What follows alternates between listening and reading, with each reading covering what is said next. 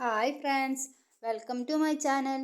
ഇന്ന് ഞാനിവിടെ വന്നിട്ടുള്ളത് 7ാം ക്ലാസ്സിലെ ഇംഗ്ലീഷിൻ്റെ ഒരു ആക്ടിവിറ്റിയുമായിട്ടാണ്. 7ാം ക്ലാസ്സിലെ പുതിയ ടെക്സ്റ്റാണ്. അപ്പോൾ അതിലെ ഒരു ആക്ടിവിറ്റിയാണ് ഞാനിന്നിവിടെ പറയാൻ പോകുന്നത്. Activity 7. Complete the following crossword puzzle related to household chores following the directions given. അപ്പോൾ നമുക്ക് ചോദ്യം നോക്കാമല്ലോ. ആദ്യം 1, 3, 4 എക്രോസ് ആണ്, നേരെയാണ് എഴുതേണ്ടത്. പിന്നെ 2, 3 എന്നിവ ഡൗൺ ആയിട്ടാണ്, താഴോട്ടേക്ക്. അപ്പോൾ ഒന്നാമത്തെ ക്വസ്റ്റ്യൻ നോക്കാം. Clean with water. Clean with water, അതായത് വെള്ളം ഉപയോഗിച്ച് ക്ലീൻ ചെയ്യുക, വൃത്തിയാക്കുക. എന്താണ് അതിന് പറയുക? വാഷ്. വെള്ളം ഉപയോഗിച്ച് കഴുകുന്നതിന് വാഷ് എന്നാണ് പറയുക, WASH. അടുത്തത് അവിടെ ഉണ്ട് അല്ലേ, ആൻസർ അവിടെ ഉണ്ട്. ഫ്രീ ഫ്രം ഡേർട്ട് എന്നാണ്, അഴുക്കിൽ നിന്നൊക്കെ വൃത്തിയാകുന്നത് എന്താണ്? ക്ലീൻ. അതവിടെ ഉണ്ട്. ഇനി അടുത്തത് നോക്കാമല്ലോ, നാലാമത്തത്, 4th one. Things used for wiping floors clean.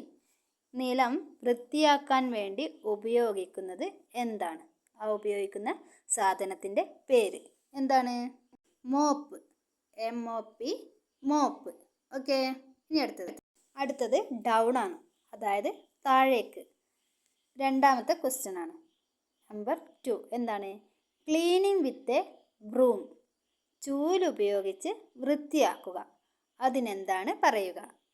നമ്മളതിന് അടിച്ചു വാരുക അല്ലെങ്കിൽ തൂത്തുവാരുക എന്നൊക്കെ പറയും. അതിൻ്റെ ഇംഗ്ലീഷ് വേർഡ് എന്താണ്? സ്വീപ്പ്. SWEEP, sweep. ഇനി അടുത്ത ക്വസ്റ്റ്യൻ നോക്കാലോ. മൂന്നാമത്തത് ഡൗണ്. മൂന്നാമത്തത് എന്താണ്?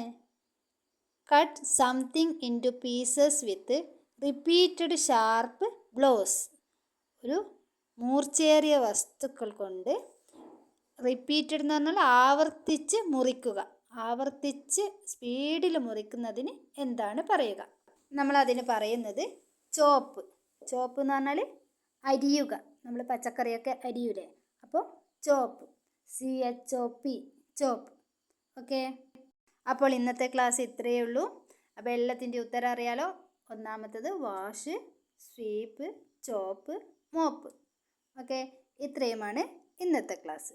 ഇത് നിങ്ങൾക്ക് ഉപകാരപ്പെട്ടിട്ടുണ്ടെങ്കിൽ അഥവാ പ്രയോജനപ്പെട്ടിട്ടുണ്ടെങ്കിൽ നിങ്ങൾ തീർച്ചയായും ലൈക്ക് ചെയ്യുക, ഷെയർ ചെയ്യുക, നിങ്ങളുടെ കൂട്ടുകാർക്ക് കൂടി അയച്ചു കൊടുക്കുക. താങ്ക്